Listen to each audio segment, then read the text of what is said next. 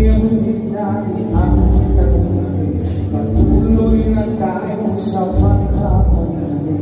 Tiwala sa Diyos ang sadat at gabay. Subukan natin isulong at ikaw ang magandang